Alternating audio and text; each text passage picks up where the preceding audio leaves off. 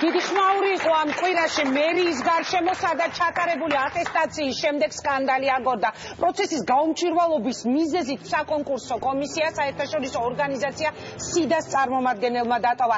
ჩაჭრილი თანამშრომლების კარუსელი მერიაში, ჩაჭრილები დროებით მოვალეობის შემსრულებლებმა და კონკურს გავლილები დროებით უმუშევრებად ვიცემერები საერთოდ კონკურს გარეშე დარჩნენ. ვინ როგორ მოემზადა კონკურსისთვის, ვიდრე ფრიადოსნებზე და ოროსნებზე შემოგთავაზებდეთ ჩვენს რეპორტაჟს, მანამდე მინდა სტუდიაში ვთხოვო ქართული ოცნების და ნაციონალური მოძრაობის წარმომადგენლებს.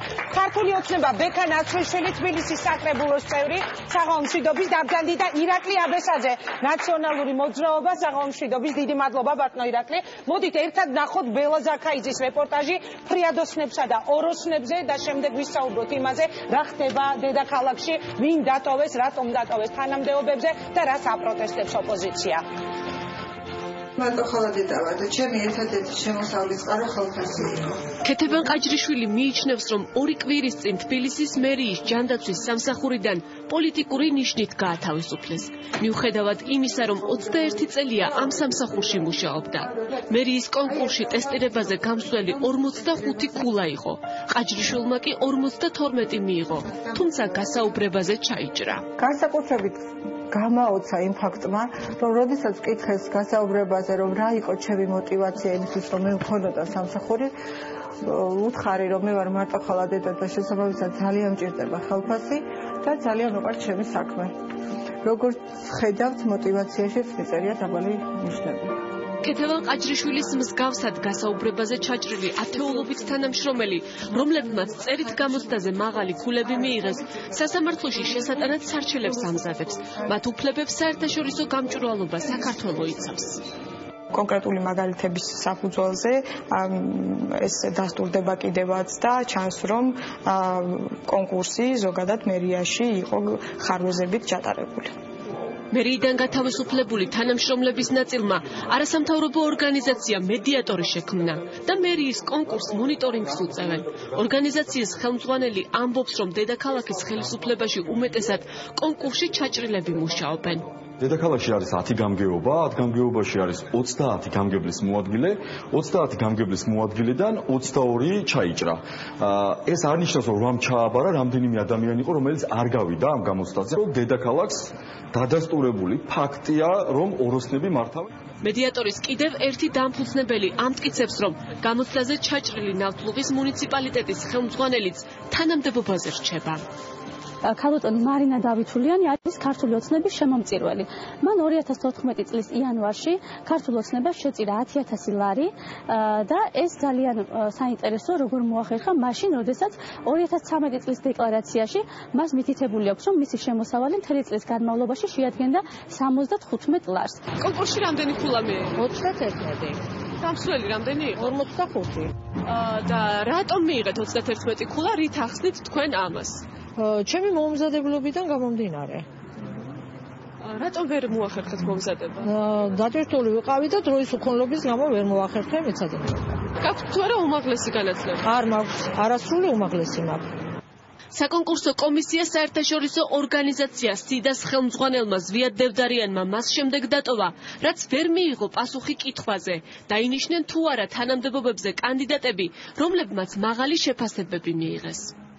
ხაროდ მეც კი კომისიის წევრს არ მაქვს შესაძლებლობა შევადარო კომისიის მსჯელობა კონკურსის მიმდინარეობის დღეს ამა თუ იმ კანდიდატთან დაკავშირებით რამდენად აისახა შესაბამისად საბოლოოდ მიღებულ გადაწყვეტილებებში.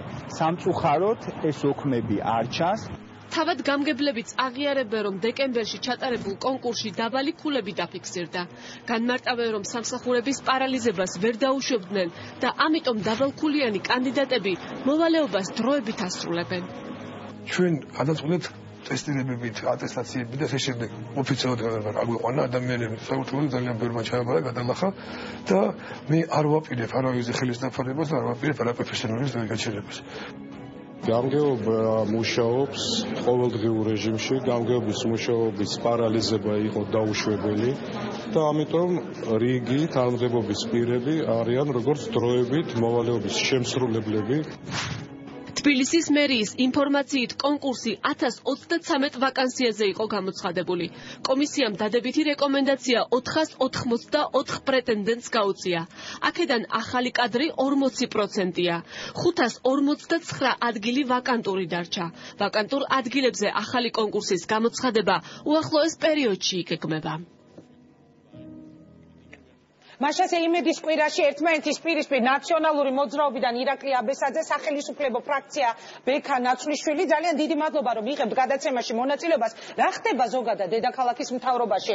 ამდენი ცვლილებები ქალაქის მთავრობაში, ასეთი აურზაური გამოცდაზე თუ ატესტაცია გავლილებზე, ჩაჭრილებზე, შემდეგ თანამდებობაზე დატოვებულ ადამიანებზე და ძალიან ბევრი კითხვა გაჩნდა. პირველ რიგში ოპოზიციიდან მოდის ხოლმე ასეთი ტიპის ბრალდებები. რა ხდება ბატონო ირაკლი? მოდით ჯერ თქვენ გითხარით და შემდეგ მოვისმინოთ ხელისუფლების პასუხი.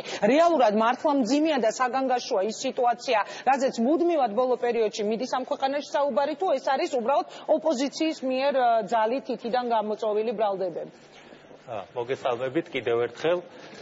როდესაც ჩვენ ამ თემაზე დავიწყეთ ყურადღების გამახვილება, თავიდან მინდა გითხრათ, რომ ქონდა აბსოლუტურად სუსხვა საფუძვლები და სუსხვა мотиваცია ამ საკითხის შესწავლის, ვინაიდან პირველივე დღეებიდან თბილისის მერიის საქმიანობის გახდა ნათელი, რომ თბილისის მერია ნელ-ნელა ჩერდებოდა, თბილისის მერია არ აპირებდა გაეგრძელებინა იგივე ტემპში სამუშაოები და აი რაც დღეს მივიღეთ 8 თვის თავზე დავით ნარმანიამ აღიარა თავის სამთავრობო გუნდის კრახი, თუმცა სამწუხაროდ არ შეელია არ გაითვალისწინა ჩვენი რჩევა და არ შეელია მთლიან სამთავრობო გუნდს.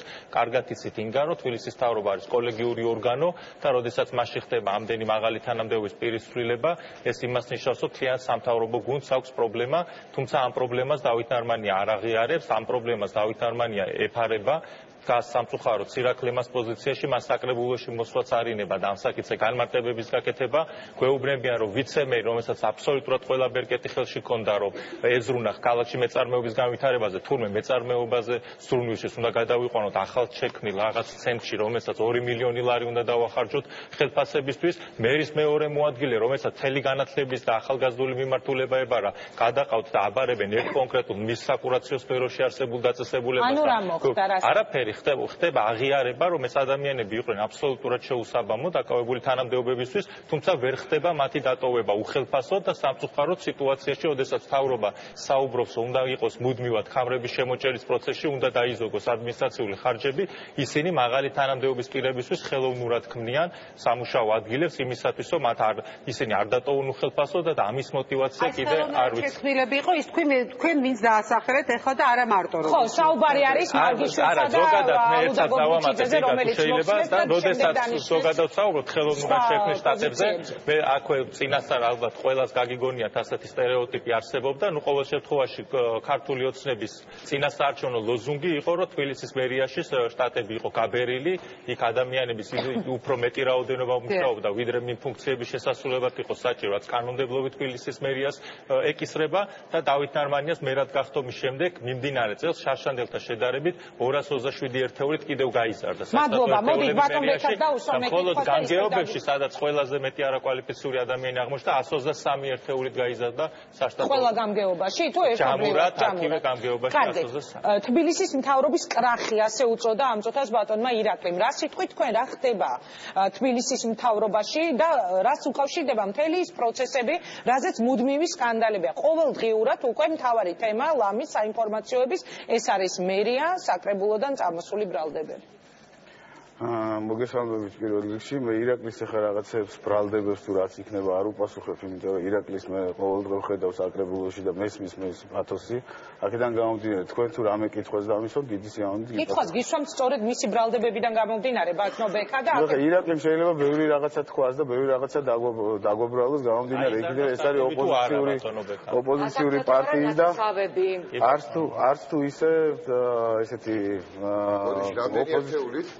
ისეთი ოპოზიციური პარტიის წარმომადგენელი, რომელსაც თქვათ მართლაც ესეთი სამართლიანი დებატების კულტურა ახასიათებს. აქედან გამომდინარე, ირაკლი რასაც იტყვის, ამაზე მე რეაგირებას არ მოვახდენთ. თქვენ გისმენთ, ანუ თქვენ გაინტერესებთ თბილისის მერია. ანუ გაბრალეთ, არაფერი მსგავსი არ ხდება, რაზეც საუბრობთ. ყველაფერი არის ახსნადი, როგორი პათოსით როგორი პათოსით ახსნი და გადაცემ თქვა საზოგადოებას ამას ეს იმაზეა დამოკიდებული და არა პათოს რომ თავი დავანებოთ ის პრობლემები რაზეც არის საუბარი ეხლა ჩვენი წამყვანების მხრიდან აი დაუშვათ მომატებული საშტატო ერთეულებიო მაშინ როდესაც 227 კაცით მართლა არის გაზრდილი რა ვინ მერიაში შტატი არა მერიაში არ არის მერიაში არის როგორც ითქვა 127 კაცი მთლიანად გამგეობებში და გამგეობებში თორე ჩაბურად მერიაში არის 227 აქ არის ეგეთი საკითხი ანუ რაც შეეხება თვითონ გამგებლის მოადგილეებს გამგებლის მოადგილე რომელიც გამგებლის კი არა მერის მოადგილე ალექსანდრე მარგიშვილი იქნა გადაყვანილი IP თბილისის მეწარმეობის განვითარების ფონდში რომელიც არ არის პირდაპირ საბიუჯეტო ორგანიზაცია ეს არის ფონდი რომელიც მოიზიდავს თქვა დონორი ორგანიზაციებისგან თანხებს რომლის საშუალებითაც უნდა მოხდეს თბილისში მცირე და საჯარო ბიზნესის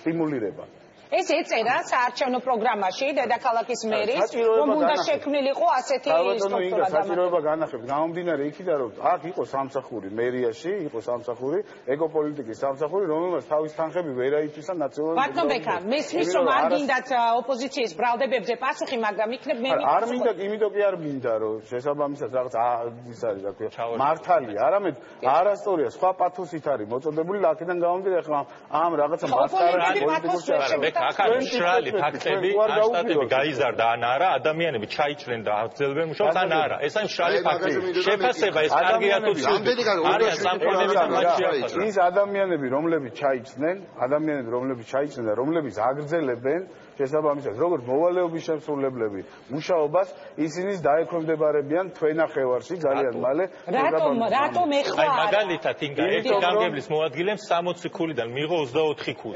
დამეწმუნეთ ეს არის ძალიან დაბალი კვალიფიკაციის მაჩვენებელი და ის აგრძელებენ უბრალოდ გვითარა ბატონო ბექა ხო დაცვეთ რატო აგრძელებენ ისინი ვინც ჩაიჭრნენ არა აგრძელებენ იმიტომ რომ მხოლოდ შესაბამისად წერითი გამოცდა არ არის წერითი გამოცდა არ არის საშუალება ადამიანის კვალიფიკაციის შეფასებისა აქედან გამომდინარე ადამიანებმა მაშინ რა საჭიროა ამის ჩატარება ეს არის ერთ-ერთი კომპონენტი ხალბატონო რა საჭიროა მაშინ ეს რაღაცა გაფეტიშება დიპლომების კრედენციალები ეს არ იძლევა სრულ სურათს ბოდიშ გიხდით იმიტომ რომ შეაფასო ადამიანის უნარჩვევები ეხლა რა შე აქ იმიტომ ჩდება ეთიკოტით ნანიკო ეხლა გადმოვალ შენთან აქ ჩდება კითხვები სწორედ იმიტომ რომ წინა ხელისუფლებას როდესაც ისინი მოვიდნენ შევარდნაძის დროინდელი კადრების სამსახურებიდან გაყრაში ადანაშაულებდნენ და ძალიან ბევრი ადამიანი კარგია მაგას ვამბობ ერთი რაღაცა უნდა მაგრამ იგივე ხომ არ ხდება ზუსტად მაგაზე უნდა გიპასუხოთ რაღაც ანუ რა როგორია რეალობა ქართული ოცნების ხელისუფლებაში მოსვლის შემდეგ 95%-მა საჯარო მოხელეების შეინარჩუნა სამუშაო ადგილი ეს არის ქართულ პოლიტიკაში ქართულ რეალობაში მართლაც მიღწევა რატომ გამომდინარე იქიდან რომ ნებისმიერ საჯარო სამსახურს ჭირდება ინსტიტუციური მეხსიერება რომ შესაბამისად უწყვეტი იყოს სამუშაო პროცესი გაათვითცნობიერა რა ქართულმა ოცნებამ და შეხედა რა ამ ყველაფერს სახელმწიფოებრივად მოხდა 95 არაპოლიტიკური მიზნით და პოლიტიკური ნიშნით ამ ადამიანების სამსახურიდან გაშვება, არამედ მოხდა ამ ადამიანების შენარჩუნება. ის ადამიანები, რომლებმაც თვითონ დაწერეს განცხადებები. 95-მა შეინარჩუნა 2012 წელს. ის იმ ადამიანებმა, რომლებმაც თავისი ნებით დაწერეს განცხადება. თქვენ უნდა წარმოიდგინოთ, ნაციონალური მოძრაობა ეს იყო პარტია სახელმწიფო, ჩვეულებრივი, როგორც კომუნისტური პარტია, რო წარმოიდგინეთ, სახელმწიფო აპარატი და პარტია იყო ერთმანეთთან შეზრდილი. გამომდინარე იქიდან, ეს ადამიანები იყვნენ ერთგული არა სახელმწიფოს მიმართ, სახელმწიფო სტრუქტურების მიმართ, არამედ იყვნენ ერთგული პარტიის მიმართ და პარტიამ როდესაც დატოვა ხელისუფლება, ამ ადამიანებმა ჩათვალეს თავი ვალდებულად, რომ პარტიასთან ერთად ანუ არავინ თქვენ არ გაგიშვიათ და რა ბედნიერება რო ერთგული სახელმწიფო მოხელეები ყავდა პარტიას. ანუ არავინ თქვენ არ გაგიშვიათ და წავიდნენ როგორც ერთგულება. ის ვიდეო კადრებს აბარაუხოთ, ფარულად გადაღებული იყო, სადაც ეუბნებოდნენ ადამიანებს. ფარულად არ იყო გადაღებული, ფარულად თვითონ იღებდნენ ის ადამიანები, რომლებიც თქვენ არ გიყავთ არასდროს პოლიტიკური ოპონენტების და ეს ძალიან ცუდია, იმიტომ რომ ხშირ შემთხვევაში ამის გამო თქვენი განსაკუთრებით მერის სამთავრობო გუნდი ამ სირაქლემას პოზიციის გამო დაისაჯა. მე მინდა გითხრათ ვექა, რომ ჩვენ ნათქვამს, ოდესაც აღჯერავთ, თქვენ შეგიძლიათ ამოიღოთ სექტემბერ-ოქტომბერში თბილისის მერიიდან გაყრილი ადამიანებზე სახალხო დამცველის რეკომენდაციები, რომელიც ალბათ არ დაგვაბრალეთ, რომ ნაციონალური მოძრაობის წარმომადგენელია, არასამთავრობო ორგანიზაციების დასწრები, რომელსაც უკვე ვიცით, რომ აბრალებთ, რომ ახალგაზრდა იურისტთა ასოციაცია საერთაშორისო საერთაშორისო გამჭვირვალობა და ასე შემდეგ ეს არის ნაციონალური თუმცა ნაციონალური მოძრაობა თავის დროზე როცა მოხვედით ხელისუფლებაში თქვენ მოხვედით ცოტა უფრო შეიძლება გვიან მაგრამ ანუ როდესაც 2003 წლის რევოლუცია მოხდა ასევე უამრავი ადამიანი მე ვაშუქებდი პირადად ეს არ მომხდა 2012 წლის მერე ეს არ მომხდა ეს არის დასაფლავი მერია შეცმოხდა ასეულობით ადამიანი მერია მადლობას უნდა ეუბნებოდეთ ქართულ ოცნებას ამ მადლობას უნდა ვეუბნებოდეთ იმისთვის რომ გაყარა პროფესიონალი ადამიანები ვით ტესტირების პირველი ეტაპი გაიარა გასაუბრებაზე უთხრეს აი როგორი ქალბატონიც იყო სიუჟეტში რომ თქვენ არ ხართ კვალიფიციური და ადამიანები რომელსაც ტესტირებაც ვერ გადალახა ეუბნებიან რომ შენ ის ადამიანი უკვე არ მუშაობს თუნდაც მომდევნო კონკურსამდე არ მუშაობს კიდევ ერთხელ ვიტყვი რომ საზოგადოება შერჩევით არ მეყვარს 9 წლიან გამოცდილებაზე და ასე შემდეგ ლაპარაკი 9 წელი გასაგებია თქვენ ლოზუნგითაც მოხვედით თქვენ ადამიანი 5 მილიონი იყო დახარჯული თვილ სერვის ჯგუფში დასაქმებული ყავდათ ისე რომ საერთოდ სამსახურში არ დადიან მაგრამ ამაზე ხო არ არის ბიძაშვილი და მამიდაშვილი ეხლა არიან ბიძაშვილები და მამიდაშვილი ბოლო შემთხვევა ხო პარლამენტარის და იმიშება და პარლამენტარი გვიხსის ქალბატონი პარლამენტარი გვიხსის რომ მისდას თურმე კარგი სივია უფრო მარგებელი იყო ბევრ ადამიანს აქვს კარგი სივია საზოგადოებაში რა თქმა უნდა ქალბატონი არ იყო ნაჩვენები ძალიან ბევრი ისეთი შემთხვევაც რომ კრიმინალური წარსულის მქონე ადამიანები არიან მერიაში დასაქმებული სწორედ ნათესაური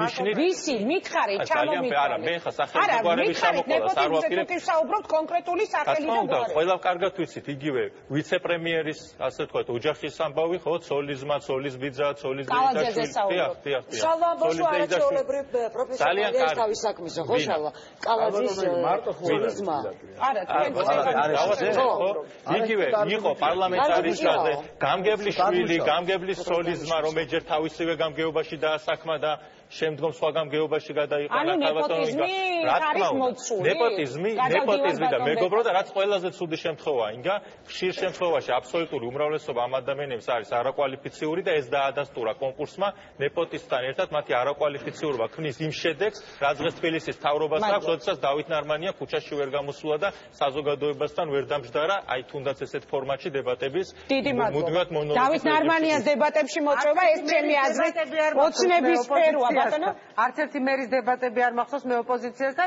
ეს საქართველოში ჯერ არ გეთანხმები ასეთი ტიპის როდესაც ვიცე-მერი გადადგა მერის მოადგილე გადადგა როდესაც კორუფცია გაქვს ამ დონის და 180,000 დოლარი აიღო და ამას მოყვა ამდენი გადადგომები მას უნდა კონდეს იმდენი გამბედაობა რომ ამაზე გამართლები მადლობა ბექასთან გადავდივართ კი რა კითხვა ანუ თქვენ პრინციპულად გადაწყვეტილება გაქვთ მიღებული რომ არაფერს არ უპასუხოთ რასაც ბრალდებას გიყენებთ ირაკლიანი ძალიან ენაწყლიანი ადამიანი მან შეიძლება მაგრამ ძალიან ცნობილი ხარ თქვენი ენაწყლიანობა მას შეუძლია ძალიან ბევრ რაღაცაში ბრალი დაგდოს მაგალითად ერთ-ერთმა მისმა კოლეგამ დავით ნარმანიას ამას წინათ ბრალი დასდო რომ თითქოს დავით ნარმანია მოძრაობს სახელმწიფო უსაფრთხოების სამსახურის მანქანით რომელიც თითქოს დავით ნარმანიას ყოფილა ნაყიდე თურმე ყოფილა კანდიდატური სადროა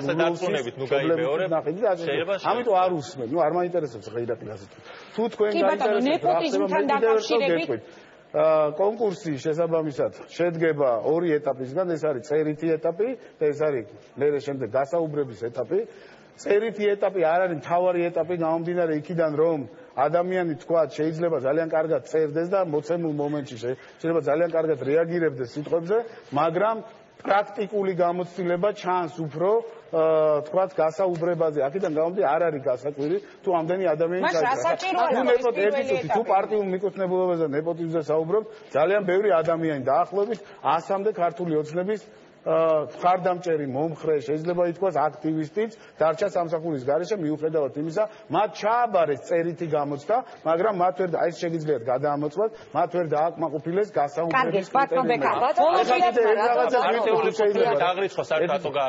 რატო აქცევდით ყურადღებას ერთი წუთი რა მაინტერესებს კიდე ერთ რაღაცას გეტყვით როდესაც ირაკლი აბესაძე საუბრობს კორუფციაზე ჩვენ უნდა გავაანალიზოთ ესე იგი ორი კორუფციული ფაქტი დაფიქსირდა თბილისის მერიაში და ორივეზე მოხდა მყისიერი რეაგირება. როდესაც ნაციონალური მოძრაობა შინაგან საქმეთა სამინისტრომ ბექა და დანარჩენი იგივე რაც კეთილმოწყობის სამსახურში ხდება ახალ გაგებულებზე მილიონს დაუსაბუთებელი კეპიანის ქუჩაზე გოგებაშვილის ქუჩაზე გაიარე და ნახავ თუ იქ დაგებული ასფალტი შეიძლება იყოს ახლად დაგებული ასფალტი და იმაში 1.300.000 ლარის გადახდა თუ შეიძლებოდა ნახავ და ისე ზოგადად 100% რატო უხდით და ერთად შეგახსენეთ რა ყველას რო არ დააგებენ კარგით ერთი წუთი თემას არ ავწდეთ თუ შეიძლება ერთად დავამატებ თუ ჯანე და ბოლო კითხვა უნდა ერთად დავამატებ ბექას შევახსენებ რადგან ჩვენი არ ჯერა თქვენი ასე ვთქვათ ხელმძღვანელის და ლიდერის ივანიშვილის მარჯვენა ხელის ნოდარ ჯავახიშვილის სიტყვებს რომელმაც თავად თქვა რომ თქვენი ხელისუფლების პირობებში უკვე დანიშნული ნათესავების ასე ვთქვათ გასაправებლად ტარდება კონკურსები და ეს არის ფორმალური ეს თქვა ნოდარ ჯავახიშვილმა შეგიძლიათ ეკამათოთ მას შეიძლება ესეც შეფასება მაგრამ მე უფრო შიგნით ყველა როგორც ხდება ირაკლი მე უფრო შიგნით ვარ პროცესებზე და ძალიან კარგად ხედავ შენ ესწრებოდი შესაბამისად გამოცდებს რომელიც არ ვესწრებოდი ხო ესწრებოდი საკრებულოში და მე მგონი იქ ერთი თქვათ რა ვიცი საყვედურით შეიძლება იქნებოდა უსამართლო. ზუსტად მაგით მაგრამ რაც შეეხება არასამთავრობო ორგანიზაციები არიან ძირითადად კომისიის. თქვა რომ გამჭვირვალობა არ არის მე ვერ მივხვდი იქ. როდის დატოვა იცით? როდის დატოვა კონკურსის შემდეგ, როდესაც დასრულდა კონკურსი. მას თუ ეს პრეტენზიები ქონდა მას შეეძლო კონკურსის სრულობაში გამოეცვა. ცოტა ეს შეიცავს სიმართლე რო გითხრათ, მე არ მიყვარს ეხლა დამნაშავეების ძიება, მაგრამ ცოტა ეს შეიცავს. რატომ განაცხადა მან ეს კონკურსის დამთავრების შემდეგ და არა კონკურსის პროცესში, ხო თუ ეს ბრალდება. კარგი და ბოლო კითხვა უნდა დაგიშვათ, ბატონო ბექა, 180.000 შესახებ იყო საუბარი. როდესაც ნაციონალური მოძრაობა საუბრობს კორუფციის დამარცხებაზე. მათ შეიძლება დაამარცხეს ეს, როდესაც ჩვენ ვამბობთ ხოლმე, რომ ქვედა დონეზე დაამარცხეს კორუფცია და ეს იყო ელიტარული კორუფცია. ეს არ იყო ელიტარული კორუფცია, ეს იყო პოლიტიკური კორუფცია. პოლიტიკურად თუ იყავი მათი მომხრე, მათი მხარდამჭერი, ქონდა აბსოლუტურად ყველაფრის უფლება, ამიტომ გამომდინარე იქიდან პასუხისგებაში შენ არ მიეცემოდი, მაგრამ ჩვენ კარგად დავანახეთ, რომ მნიშვნელობა არ აქვს, რომელი პოლიტიკური გუნდის მხარდამჭერი ხარ, პატარა ცდომილებაზეც კი ხისიერად მოხდა. ერთი კითხვა და ვასრულებ ამ ბლოკს 180.000 თუნდაც იგივე ამ ჯოკია ბოდოკიას თემას შეგახსენებთ, რაც თქვენ ბძანეთ, რომ აი ხო გამოვავლინე. დაიჯეროს მაყურებელმა რომ 180.000 ჯოკია ბოდოკია იდებდა მხოლოდ თვითონ ჯიბეში და ეს არ მიდიოდა მაღალ საფეხურებზე უფრო მერიაში. როგორ გითხრათ, გამომდინარე იქიდან მე რა ინფორმაციას მაქვს, ჯოკია ბოდოკია იმ საქმეს, რასაც ის პირდებოდა, ვთქვათ, იმ ადამიანებს, რომლებიც შევიდნენ კორუფციასთან, ფიზიკურად ვერ გააკეთებდა. გამორიცხული იყო, რომ ჯოკია ბოდოკიას ეს საქმე მოეგვარებოდა. თაღლითი იყო აფერისი. შეიძლება, მე მაგას ვერ ვიტყვი, მაგრამ მე გეუბნებით მოცემულობას, რომელიც არის და ყველამ თვითონ იმსჯელებს. დიდი მადლობა. როგორც ჩანს, მერიის და საკრებულოს თემები იქნება ძალიან აქტუალური უახლოეს მომავალში. ირაკლი აბესაძე ამბობდა, რომ კიდევ რაღაცებს გავასაჯაროებთ. ერთი რა გაკეთდა? ძალიან ბევრი რაღაცა გაკეთდა. ძალიან ნაკლები ინფორმაცია აქვს საზოგადოებას ამის შესახებ და ირაკლი იმიტომ აძლევს თავს უფლებას, რომ თქვას, ეს მე მგონი სხვა პრობლემაა, როცა ნაკლები აქვს ინფორმაცია. ფუნდამენტური პრობლემაა, იმიტომ რომ თუ ადამიანებს არ ექნათ ინფორმაცია, შესაბამისად ისინი მათ არ ექნებათ, ხარი დაუჭირონ თუ არ დაუჭირონ. რა გაკეთდა ამას სჭირდება საგანგებო მუშაობა, რომ საზოგადოებასთან იქნას მიტანილი და თუ კი ამ ხრით ხო პრობლემაა, ეს სხვა პრობლემაა და არა დაუშვათ ამ პოლიტიკური დებატების. დიდი მადლობა, ბატონო. პიარში ნათესავი არ უნდა დაინიშნოს, უნდა დაინიშნოს ჯიგარი ვინმე ვინც იცის ეგ საქმე, არა? არ ვიცი, პიარში დიდი მადლობა ირაკლი აბესაძეს შემოწყვა, რომ კიდევ გასაჯაროვდებაო ბევრი რამ, მაშინ თბილისის საკრებულოს წევრები ბექა ნაცრიშვილი და ირაკლი აბესაძე იყვნენ იმედის კვირაში.